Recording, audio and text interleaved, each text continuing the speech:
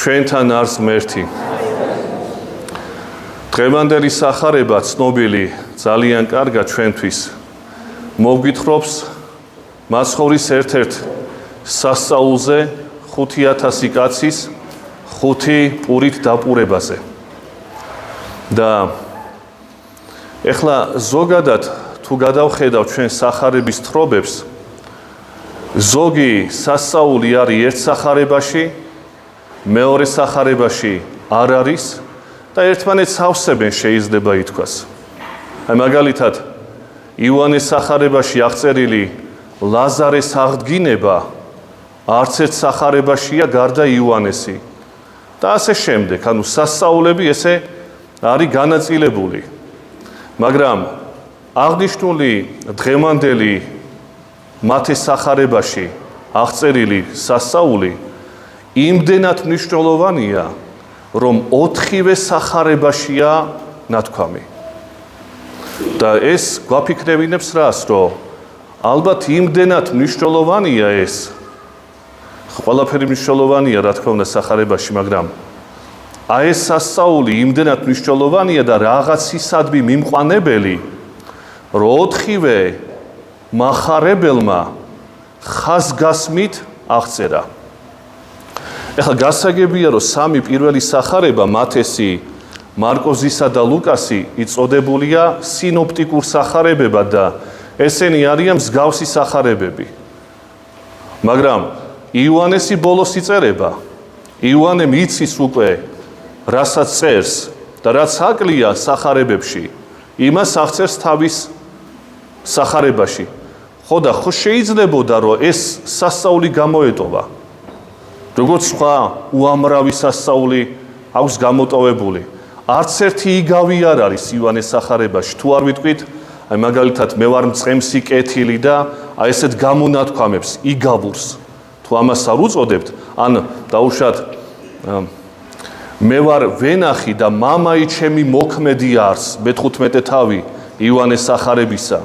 ესეც იგავური თქმა არის, მაგრამ მაინც იგავთან ცოტა მოშორებულია, თუმცა ესეც იგავურია, გადატანითი მნიშვნელობით არის და ამიტომ.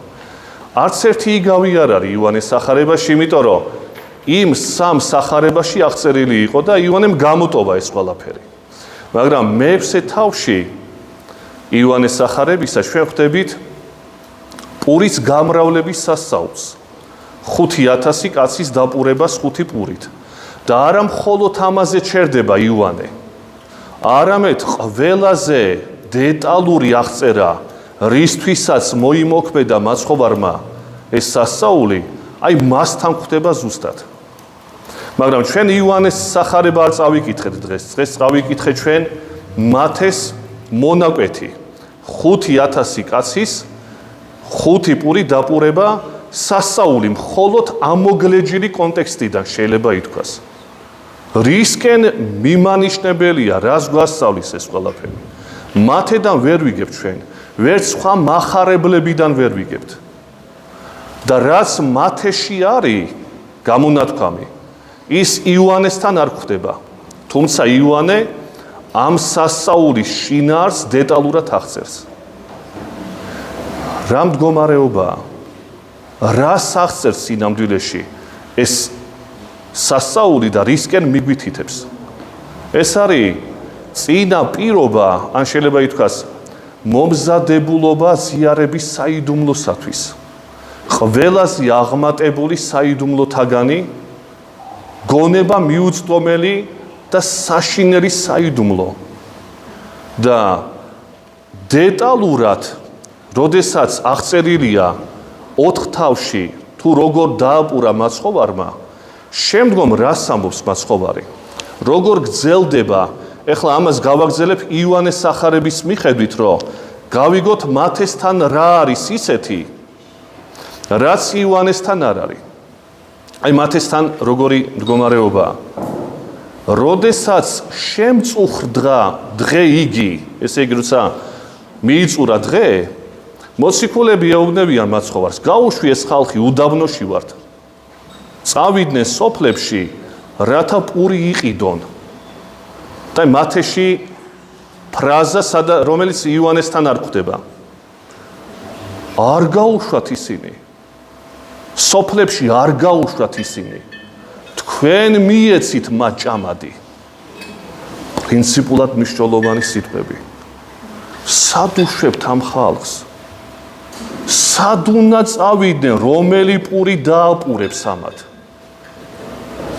იმიტომ რომ ის სიცოცხლის პური, რაზედაც მე უნდა ამათ ველაპარაკო, სოფელი ესე ვერ მისცემს ამათ. ალეგორიულად თუ გავიგებთ, სულიერი დატვირთვით, რომ სად მიდიხარ შენ ქრისტესაგან, სად მიერეკებით ამ ხალხს, ჩემთან არიან ესენი და თუ ჩემთან არ არიან, ვერანაირი სოფლის პური ამათ ვერ დააპურებს. ერთადერთი პური, რომელიც საუკუნო ცხოვრებაში მიუძღვება, ეს არის ის პური, რომელზედაც მე უნდა ველაპარაკო. თქვენ კი ეუბნებით, რომ წადით სოფელში, ქალაქებში იყიდეთ ეს პური. ესე მაცხოვარი არ უშვებს ხალხს. თუ უნდა წავიდეს თვითონ ადამიანმა. თვითონ გადაწყვიტოს ეს, რომ მაცხოვარი თვითონ არ უშვებს. იმიტომ რომ თუ შენ შემგან წახვედი, მაცხოვრის სიტყვებით რო ვთქვათ, რაღა გეშველება მერე, სად უშვებთ ამ ხალხს? ძლივს ჩემთან მოვიდნენ ესენი. იოანესთან ეს არ არის, მათესთან არის მხოლოდ. თქვენ მიეცით მათ ჭამადი. და იოანე აგზელებს შემდგომ.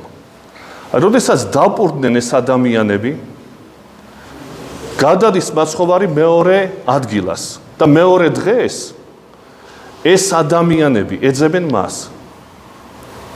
მიდიან მასთან, მაცხოვარი ეუბნება, ეს უკვე იოანესთან რაც არის. იმიტომ კი არ მეძებთ, რომ სასწაული იხილეთ. არამედ იმიტომ მეძებთ, რომ პური ჭამეთ და გაძეხით. და ეძიებდეთ პურსა მას, რომელიც საუკუნო საზრდელში გადაიზრდება და არა წუთი სოფლისას მხოლოდ. ესენი გაკვირვებულები არიან, რას ელაპარაკება. ამათ არ აჭირდებათ სხვა კატეგორიებში ვერ აზროვნებენ ესენი. ეს უბრალო ადამიანი, პროფესორები კი არ არიან. ეს მღვდელმთავრები, იუდეველები და ფარისევლები კი არ არიან. ესენი არიან უბრალო ადამიანები, გლეხი ხალხი. გავყვნენ უდაბნოში მოსასმენად. ვერაფერს ვერ იგებენ, რას ელაპარაკება მაცხოვარი. ამას ცოტა მოგვიანებით დაუბრუნდებით და რას ეუბნებიან? ესე იგი, სასწაულის გამო კი არ მივიდნენ. იპოვეს ის, რომელიც მუქთად აჭმევს პურს. და ამაზე მეტი რა ჭირდება კაცს? ამას უნდა მოვეჭიდო ჩვენ. არ წახვიდე ჩვენგან. გუშინ 5000 პური, ესე იგი 5000 კაცი 5 პური დააპურე. და როგორ გაიგეს ახლა ამათ? მამანი ჩვენი უდაბნოში მანანას ჭამდნენ. რადგანაც წერია, ზეცით მოუვლინა მათ პური. ღმერთმა, მოსემ. თქვენ იცით ეს მანანა ძველი აღთქმისა 40 წლის განმავლობაში უფასოდ, მუქთად, უკაცრავად ამ გამონათქვამზე ცხოვრობდნენ ებრაელები უდაბნოში. ყოველ დღე ცვიოდა გარდა შაბათისა ეს ზეციური საკვები და იკვებებოდნენ ეს ადამიანები. იქამდე ვიდრე აღთქმის ქვეყანას არ მიადგნენ. 40 წელიწადი. და ახლა ამათ ეს ამბავი გაიხსენეს, რომ გუშინ შენ რო დაგვაპურე. ეს ჩვენ გაგვახსენდა მოსეს პერიოდში ჩვენ წინაპრებთან დაკავშირებული სასწაული იყო, მსგავსი. ისინიც მუქთად ჭამდნენ, ეხლა გაცილებით დიდი ხანი, რა თქმა უნდა, 40 წელი, მაგრამ გუშინ შენ ხო დაგვაპურე. და ეს გაიგივებულია ჩვენთვის. მოსემ თუ გადაარჩინა შიმშილისაგან, ეხლა შენი ჯერია. ანუ შენ ხარ ჩვენი მხსნელი წუთი სოფლის პრობლემებისაგან.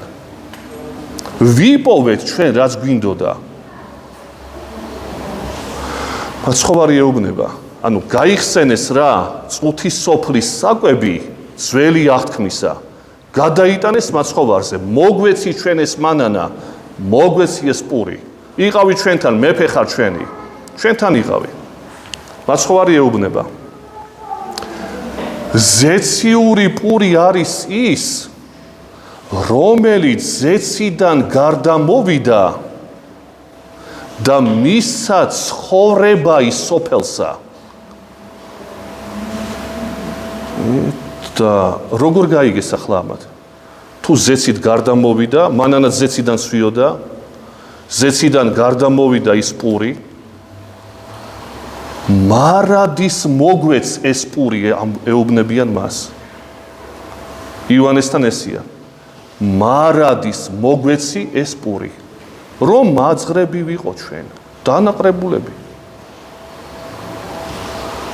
ახლა ეს გამონათქვამი საერთოდ იოანეს სახარებას რო დაუკვირდებით, როგორ ერთგვარად ირონიულად უყურებს იმ ადამიანებს, რომლებიც მაცხოვართან საუბრობენ.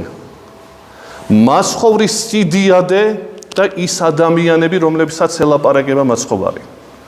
ეს იალაგებს კონტრასტია ძალიან დიდი იოანესთან. ვის ელაპარაკება? რას გაიგებენ ესენი? რა ზეციური პური, რა ცხოვრება საუკუნო? მანანა უნდა თამათ, მუქთა პურის ჭამა უნდა თამათ. შენ ელაპარაკები ზეციურ პურზე, რომელიც გარდა მოვიდა ზეციდან და ცხოვრება მისცა სოფელსა. სულ სხვა რამე, ზიარების საიდუმლოებაა ეს. ესენი ამ მარადის მოგვეცი ეს პური. მაგრამ ის პური კი არა, რომელიც ზიარებაა. ამათ გაიგეს ის მანანა. ეს პური გუში რო მოგვეცი, რო გაამრავლე, ეს პური მოგვეცი. მარადის რო გქონდეს ჩვენ. ანუ ყოველთვის რო გქონდეს. ახლა დაუბრუნდეთ ცოტა წინარე თავებს იოანეს სახარებისა, რომ გავიგოთ მთლიანად იოანეს სახარების სიდიადე. მესამე თავი იოანეს სახარების. ნიკოდიმოსთან საუბრობს მაცხოვარი, ფარული მოწაფე ნიკოდიმოსი, ფარისეველი, მიდის ღამით და ეუბნება, ეკითხება, როგორ ვცხონდე მე? პასუხი რა არის? ვინც არ იშვება მეორედ, ვერ იხილავს ღვთის სასუფეველს. ნიკოდიმოს ეუბნება. ნიკოდიმოსი ეკითხება, როგორ შეიძლება ბერი კაცი დაბერებული შევიდეს დედის მუცელში და კვლავ იშვას? სულ სხვაგან არის. აზრებით არის მოცილებული აბსოლუტურად. და რაზეა საუბარი აქ? საუბარია ნათლისღებაზე. ნიკოდიმოსი ვერაფერს ვერ იგებს. მაცხოვარი შემდგომ კი ელაპარაკება, ხორცისაგან შობილი ხორცია, სულისაგან შობილი სულია და ასე შემდეგ. ჯერ ვერაფერს ვერ იგებს ეს კაცი. აი კონტრასტი. მაცხოვრის სიტყვებისა და ნიკოდიმოს. უბრალო, მაგრამ ეს უბრალო კაცი არ არის, ეს განათლებული ფარისეველი თაგანია. უგანათლებულესი კაცია, ვერაფერს ვერ იგებს მაინც. ეს მესამე თავი, მეოთხე თავი. სამარიტელი დედაკაცი. ჯურ მიდის ჭასთან, წყლის ასავსებად, სთხოვს მაცხოვარი დამალევინე, შენ როგორ ბედავ რომ მეუბნები ამას? მაცხოვარი ეუბნება, შენ რომ გცოდნო და ვინ გეუბნება ამას? აქეთ შენ სთხოვდი მას და ის მოგცემდა სიცოცხლის წყალს, რომელიც მარადისობაში იდინებს. და პასუხი დედაკაცისა, მომეცი უფალო ეს წყალი, რომ არა მოვიდებს სება დაკა. რა თქმა აქ რო დავდივარ ამ სიცხეში მე, ყოველ დღე, ან დღეში რამოდენიმეჯერ, წყლის ასავსებად. შემომიყვანე წყალში ეს სახლში ეს სიცოცხლის წყალი. სიცოცხლის წყალი არის გამდინარე წყალი, ცოცხალი წყალი. ეს მინდა მე. აბა ის რაში მჭირდება, რასაც შენ მელაპარაკე. მაცხოვარი რას ელაპარაკება ამით? სიცოცხლის წყალი არის მადლი, მობერილობა მადლისა, სულიწმინდის ნიჭისა. ვერაფერს ვერ იგებს ეს ქალი. შემდგომში კი გაიგებს და წმინდანი ხდება მოწამე, მაგრამ ჯერჯერობით ვერაფერს ვერ კონტრასტი ასევე. და მეექვსე თავი. ეხლა მეხუთეში არის ბითესდაში განკურნების შესახებ შაბათობა და არაშაბათობა ეს სხვა არის და აი მეექვსე თავი. 5000 დააპურა და ეს ეუბნებიან. მოგეცი ეს პური. ჩვენ სხვა პური არ გვჭირდება. ამ დროს მაცხოვარი როგორც მოგახსენეთ ეუბნება რომ ვინც არ შეჭამს ჩემ ხორცს და არ მიიღებს ჩემ სისხლს ვერ იქნება ჩემთან და ცხოვრება არ ექნება მას. და აგრძელებს ესე მთელი მონოლოგია ამ ხალხისადმი. ამ ხალხმა უსმინა და ბოლოს თქვა მოწაფეებმაც ეს რამზიმე სიტყვებია კაცო. ჯერ ზეციური პური, ჩვენ მანანა გვინდა ეს ზეციურ პურს ველაპარაკება, თავისი სისხლი უნდა დავლიოთ, მისი ხორცი უნდა ვჭამოთ. ეს სადაური სწავლებაა, ამისთვის ხო არ მოვედით შენთან ჩვენ. ეს რაში გვჭირდება? და სრულდება მეექვსე თავი იოანეს სახარებისა როგორ? მძიმეა ეს სიტყვები და წავიდნენ მისგან უამრავნი. ნახეთ მათეს სახარებაში რა წერია, რომ არ გაუშვათ ესენი სოფელში. თქვენ მიეცით მან ჭამადი. მისცეს დაამოძღვრა ყველაფერი, ვერაფერი ვერ გაიგეს. აი უკვე როცა ვერ გაიგეს და დააბრკოლდნენ ამით, აღარ იჭერს მაცხოვარი. ძალით არ იჭერს. წადით და უმეტესად მოციქულებს ეუბნება. თქვენც ხომ არ გინდათ რომ წახვიდეთ. და პეტრე ამბობს სიტყვებს. ჩვენ სად წავიდეთ? მარადისობის სიტყვები შენ გაქვს. ანუ ხსნა ჩვენი მხოლოდ შენგან არის. ჩვენ ხვდებით რომ ვერაფერი ვერ გავიგეთ, მაგრამ ერთადერთ ხო გძნობთ რომ შენგან არის ეს. და რჩებიან მოციქულები. ისინიც მერყეობენ, გარბიან, ეშინიან ჯვარცმის პერიოდში. ეს სხვა ამბებია, მაგრამ რჩებიან მაინც ბოლომდე იუდას გარდა. აი ესეთი მდგომარეობა მიუხედავად იმისა თავისი ბანალურობისა თხრობიდან გამომდინარე რომ დააპურა 5000 კაცი, აი ესეთი პარალელიზმია, რა თქმა უნდა აქ.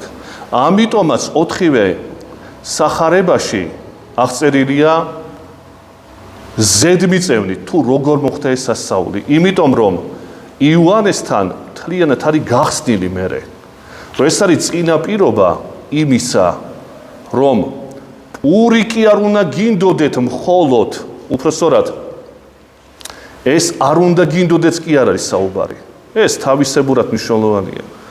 მაგრამ უპირველეს ყოვლისა, რისთვისაც ქრისტესთან ხარ შენ, ის კი არ უნდა გინდოდეს, რომ მამანი ჩვენი მანანასა ჭამდნენ. ჩვენი წინაპრები რო იყვნენ. ჩვენს ხო ესე ვამბობთ. ჩვენი წინაპრები რო იყვნენ და ჩვენ ვინა ვართ? ჩვენ ვინა ვართ? ჩვენ რა გვინდა? ჩვენი წინაპრები რო იყვნენ, იმათ ესმოდათ, მანანას გამო არ დადიოდნენ ეკლესიაში. და ზეციური პური და მაძღარი კუჭის გამო არ დადიოდნენ. ისინი თავს წირავდნენ ეკლესიისთვის და ქვეყნისათვის. და ჩვენ ძირითადად მანანას გამო დავდივართ. როგორც გაიხსენეს ებრაელებმა, მომეცი ეს პური, ზეციდან გარდა მომავალი. ჩვენი ღმერთი იქნები, ჩვენი მესია იქნები, ჩვენი მეფე იქნები. სხვა ჩვენ არ გვაინტერესებს. აი ესია ხანდახანდა ხშირად ჩვენ ცხოვრებაშიც.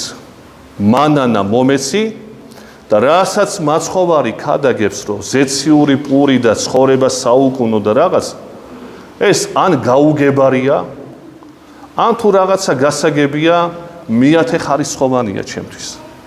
იმიტომ რომ მე ხო სხვა რაღაცეები მაინტერესებს. მე ხო ძველი აღთქმისეული ყაიდის კაცი ვარ. მაძღარი კუჭი, პური, ფული, მანქანები. და სიცოცხლის პური ან მეორე ჩობა ნიკოდიმოსთან მიმართებაში, ან სიცოცხლის წყალი სამარიტელ დედაკაცთან დაკავშირებით, ეს ჩემთვის მიუღებელი ცნებებია. გაუგებარიც და მიუღებელიც. რომ სხვა აზროვნებისა ვარ მე ხშირად. როგორც ის ებრაელები, გავიდა რამდენი საუკუნე იმის მერე და მაინც თითქოს იმ მდგომარეობაში ვცხოვრობთ, რასაც მაცხოვარი ანგრევდა თავისი სწავლებით, მაინც ხშირად უბრუნდებით ამას. რატო უბრუნდებით ამას? იმიტომ რომ სახარება არ აინტერესებს კაცს. დღეს სახარებას ეკლესიური ადამიანი არ კითხულობს. არ აჭირდება ეს. და თუ ელემენტარულად არ კითხულობ, საიდან გეცოდინება მაცხოვარი რას ლაპარაკობს? ამიტომაც ხშირად ან არ ვიცით, ან რაღაცა ვიცით, მაგრამ ინტერესი ჩვენი ფარავს ამ ყოველივეს. დაგლოცოთ ღმერთმა და მოგცეს უფალმა აი იმ ზეციური პურის წადილი და მერე უკვე გამომდინარე და შემდგომ ამისა ის, რაც ხორციელება შეეხება და ესაჭიროება და არა პირიქით. იერარქიულობა ფასეულობების ძალიან მნიშვნელოვანია. დაგლოცოთ უფალმა. გაიხრეთ.